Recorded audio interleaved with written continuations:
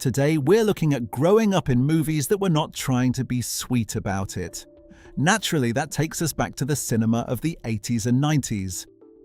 Gen X, this is your roll call. How many have you seen? And what should I have added? Heathers is probably the right place to start this list.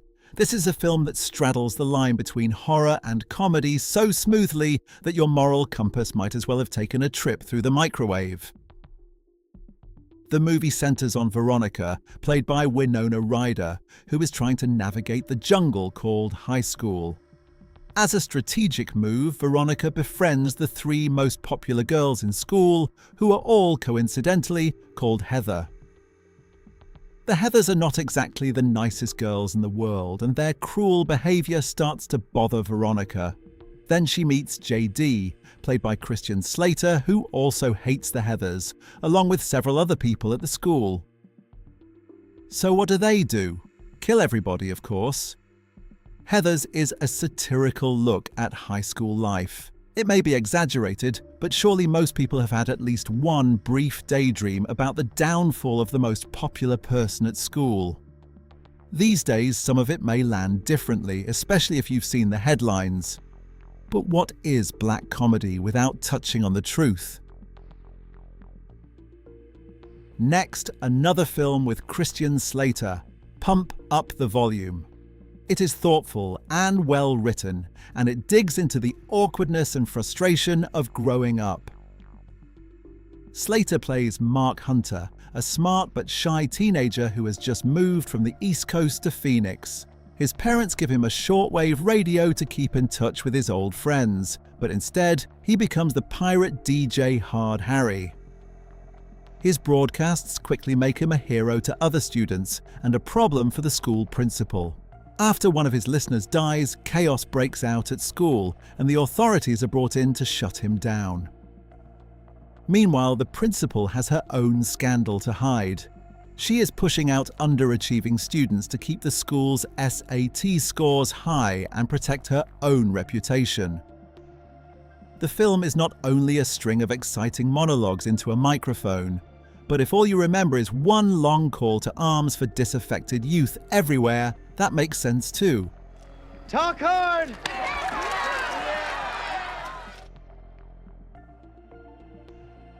Next up, Bad Boys.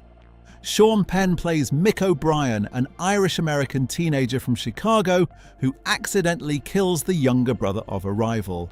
Instead of being sent to an adult prison, Mick is sent to the Rainford Juvenile Correctional Facility.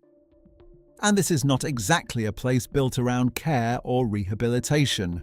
Most of the supervisors there seem to have lowered themselves to the role of zookeepers. Directed by Rick Rosenthal, Bad Boys is brutal, sometimes disturbing. It does not go too deeply into the complex reasons behind Mick's behavior or the larger social and ethnic problems around him. But it still has something to say, and it is a very gut-wrenching film. It is not an easy watch, and unfortunately, it is probably not the first movie people think of now when they hear the title Bad Boys.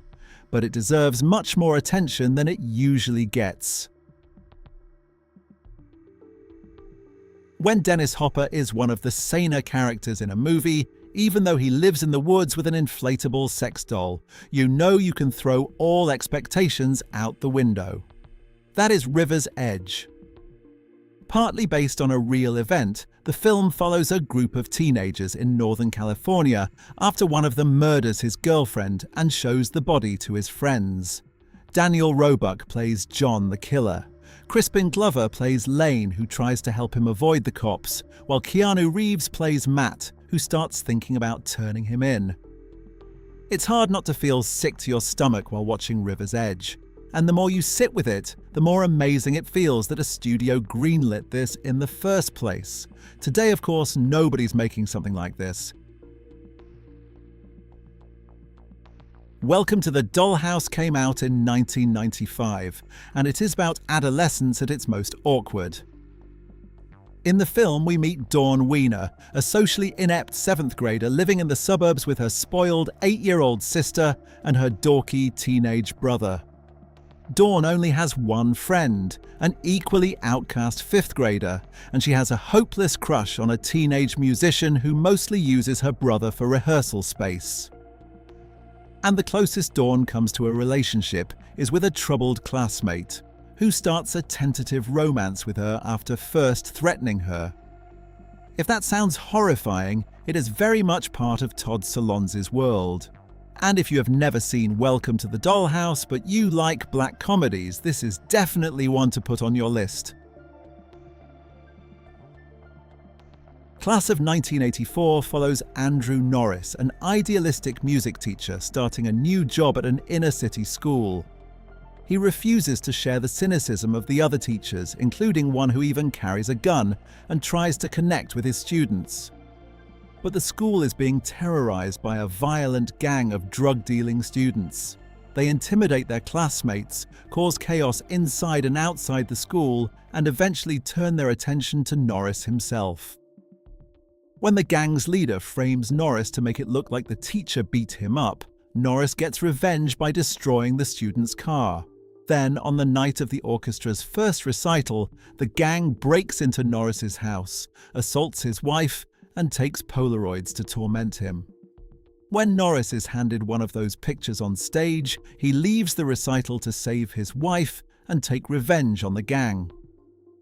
Upon its release, Class of 1984 was banned in several countries, and that notoriety quickly helped turn it into a cult film. It is very much a product of its time, but it still works as a gritty, nasty thriller. Less Than Zero is loosely based on Bret Easton Ellis's debut novel. The film looks at extreme excess among wealthy young people in 1980s Los Angeles. Andrew McCarthy plays Clay, a college freshman who returns to LA after his first year of school and finds that his ex-girlfriend Blair and his best friend Julian have been pulled into that decadent lifestyle. Julian, played by Robert Downey Jr., is especially troubling. He is an erratic drug addict who is deep in debt to a dangerous dealer. Blair, meanwhile, seems blind to the decadence around her and treats the LA lifestyle like one long party. Here, the aimlessness of youth is combined with addiction and neglect until it turns into pure recklessness. There are two Gus Van Sants. One made Oscar-winning movies like Good Will Hunting and Milk. The other made laid-back counterculture films. Drugstore Cowboy was his second feature, and it follows a crew of drug addicts in the early 70s as they live transient lives, taking drugs and robbing hospitals and pharmacies to support their habits. Matt Dillon and Kelly Lynch star as a married couple in the group. After one of their friends overdoses and dies, Dillon's character decides to get clean. But he finds out that getting sober is not the hardest part of escaping the life he used to live. The Boys Next Door is probably one of the most violent teen films ever released. After graduating from high school, most of their classmates seem ready to move on, but not Roy Alston, played by Maxwell Caulfield, and Bo Richards, played by Charlie Sheen. They are two outcasts who decide to go on a road trip to Los Angeles, and their attack on a gas station becomes the beginning of a series of attacks that turns them into wanted criminals. Who knows why The Boys Next Door did not get the attention it deserved? Maybe it was just too violent for mainstream audiences at the time. The film barely received a proper release before disappearing. And even though Penelope Spheris has some better-known titles in her filmography, The Boys Next Door never became one of them. That does not mean the movie is just empty shock value. The violence is disturbing, but it never feels like the film is trying to make Roy and Bo look cool. They remain interesting to watch, but The Boys Next Door never lets their story become comfortable.